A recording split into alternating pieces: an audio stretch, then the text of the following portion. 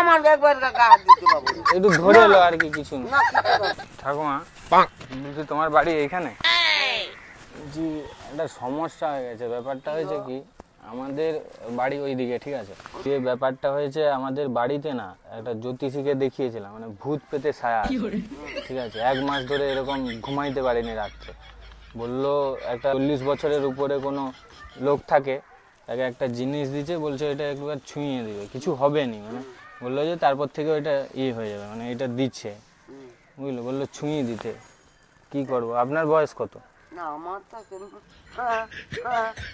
70 বছর হয়ে গেছে।